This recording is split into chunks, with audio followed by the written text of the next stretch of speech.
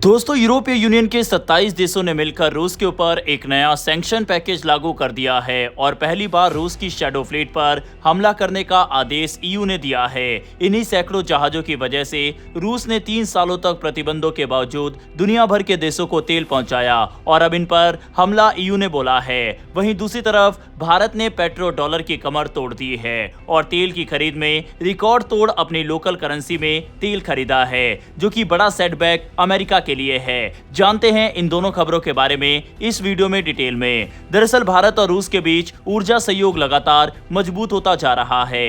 हाल ही में सामने आए आंकड़ों ने दिखाया है कि भारत ने रूस से खरीदे गए तेल का बड़ा हिस्सा डॉलर की बजाय भारतीय रुपए में चुकाया है। वहीं दूसरी तरफ रूस अब भारत से पेट्रोल भी मंगा रहा है। पहली नजर में ये थोड़ा हैरान करने वाला लग सकता है क्योंकि रूस दुनिया के सबसे बड़े तेल उत्पादक देशों में से एक है, लेकिन इसके पीछे की वजह काफी दिलचस्प है। रिजर्व बैंक ऑफ इंडिया यानी आरबीआई के नए आंकड़ों के मुताबिक मार्च, अप्रैल और मई 2026 के दौरान भारत ने करीब 1.38 लाख करोड़ रुपए के आयात का भुगतान सीधे भारतीय रुपए में किया। ये उस अवधि में भारत के कुल आयात का लगभग 7% था। डॉलर में देखें तो ये रकम लगभग 14.6 अरब डॉलर के बराबर है। खास बात यह है कि इससे पहले के 3 महीनों में रुपए में किए गए आयात का आंकड़ा केवल 42,000 करोड़ रुपए के आसपास था, यानी बहुत कम समय में इसमें कई गुना बढ़ोतरी देखने को मिली। बढ़ोतरी की सबसे बड़ी वजह रूस से रिकॉर्ड मात्रा में खरीदा गया कच्चा तेल है। पश्चिमी एशिया में बढ़े तनाव और स्ट्रेट ऑफ हॉर्मुज से तेल सप्लाई प्रभावित होने की आशंका के बाद भारत ने रूस से तेल की खरीद तेजी से बढ़ा दी। मार्च से मई के बीच भारत ने रूस से करीब 17 अरब डॉलर से ज्यादा का कच्चा तेल खरीदा, जो पिछले साल की तुलना में लगभग 30% अधिक था। अब सवाल उठता है, भारत रुपए में भुगतान क्यों कर रहा है? इसका सबसे बड़ा फायदा यह है कि भारत को हर बार डॉलर पर निर्भर नहीं रहना पड़ता। जब किसी देश की मुद्रा कमजोर होती है तो डॉलर में भुगतान करना महंगा हो जाता है, लेकिन अगर व्यापार अपनी ही मुद्रा में हो तो विदेशी मुद्रा का दबाव कम होता है और देश के विदेशी मुद्रा भंडार पर भी कम असर पड़ता है।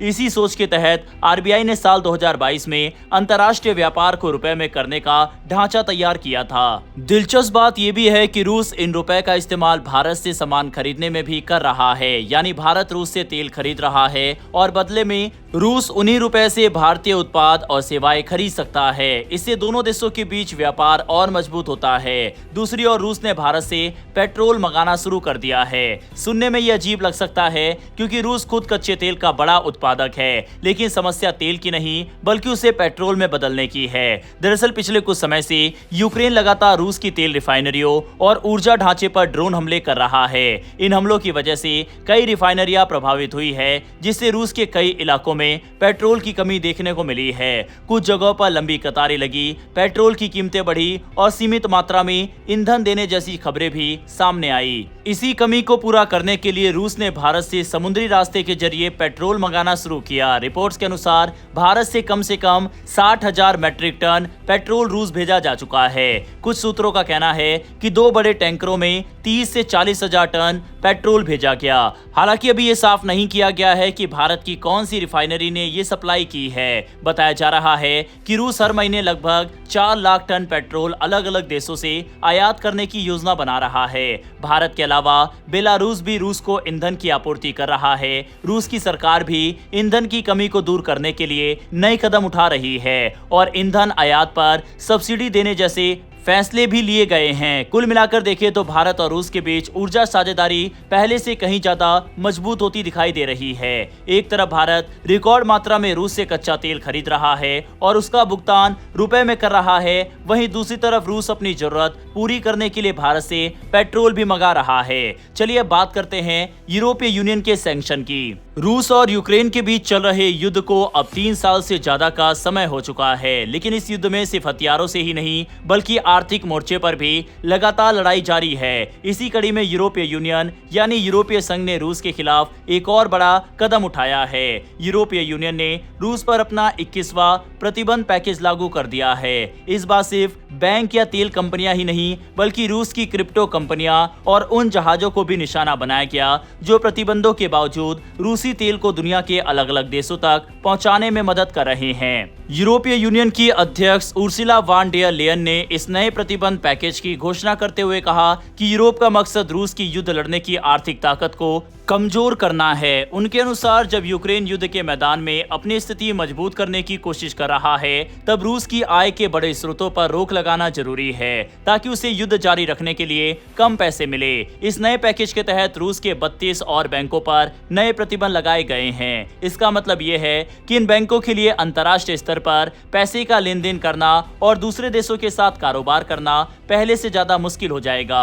इसके अलावा कई क्रिप्टो कंपनियों और तेल कारोबार से जुड़े प्लेटफॉर्म को भी प्रतिबंधों की सूची में शामिल किया गया है। यूरोपीय संघ का मानना है कि रूस कई बार इन माध्यमों का इस्तेमाल करके पुराने प्रतिबंधों का असर कम करने की कोशिश करता है, इसीलिए अब इन रास्तों को भी बंद किया जा रहा है। इसके साथ ही रूस के तेल पर पहले से लागू ऑयल प्राइस कैप यानी अधिकतम कीमत की सीमा को अगले 1 साल तक जारी रखने का फैसला किया गया है। इसका सीधा मतलब है कि अगर भविष्य में अंतर्राष्ट्रीय बाजार में तेल की कीमतें बढ़ती है, तब भी रूस उस बढ़ोतरी का पूरा फायदा नहीं उठा पाएगा। यूरोप का मानना है कि रूस की सबसे बड़ी कमाई तेल और गैस के निर्यात से होती है, इसीलिए इस क्षेत्र पर सबसे ज्यादा दबाव बनाया जा रहा है। वहीं इस बार एक और बड़ा फैसला लिया गया है। यूरोपीय संघ पहली बार उन जहाजों पर भी कार्रवाई करेगा जिन्हें रूस की शैडो फ्लीट कहा जाता है। आरोप है कि ये जहाज अलग अलग देशों के झंडे का इस्तेमाल करके प्रतिबंधों से बचते हुए रूसी तेल की सप्लाई करते हैं।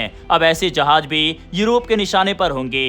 यूरोपीय परिषद के अध्यक्ष एंटोनियो कोस्टा ने भी इस फैसले का स्वागत किया। उन्होंने कहा कि ये प्रतिबंध पैकेज खास तौर पर ऊर्जा, बैंकिंग, व्यापार और क्रिप्टो जैसे उन क्षेत्रों को निशाना बनाता है जिनसे रूस को सबसे ज्यादा आर्थिक फायदा मिलता है। उन्होंने ये भी दोहराया कि यूरोप यूक्रेन का समर्थन आगे भी जारी रखेगा।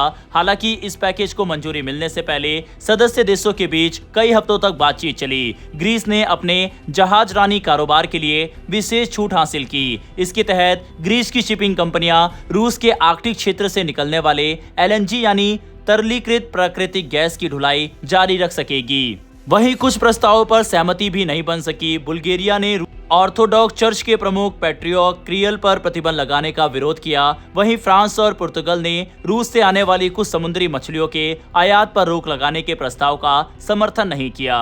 इसके अलावा यूक्रेन युद्ध में लड़ चुके सभी रूसी नागरिकों के लिए यूरोप में प्रवेश पर पूरी तरह प्रतिबंध लगाने का प्रस्ताव भी फिलहाल टाल दिया गया है। इस दौरान एक और अहम घटनाक्रम सामने आया। फिलीपींस की राजधानी मनीला में आसियान देशों की बैठक के दौरान अमेरिका के विदेश मंत्री मार्को रूबियो और रूस के विदेश मंत्री सर्गेई लावरोव की मुलाकात हुई। दोनों नेताओं ने रूस यूक्रेन युद्ध और दोनों देशों के संबंधों पर चर्चा की। अमेरिका का कहना है कि युद्ध खत्म करने के रास्तों पर बातचीत हुई, जबकि रूस ने साफ कहा कि यूक्रेन को लगातार हथियार देना हालात को और खराब कर रहा है। रूस ने यह भी आरोप लगाया है कि कई यूरोपीय देश उसे रणनीतिक रूप से कमजोर करने की कोशिश कर रहे हैं। अब सबसे बड़ा सवाल यही है, क्या यूरोप के ये नए प्रतिबंध रूस की अर्थव्यवस्था पर पहले से ज्यादा असर डाल पाएंगे या फिर रूस पहले की तरह नए रास्ते निकालकर इन प्रतिबंधों का सामना करता रहेगा।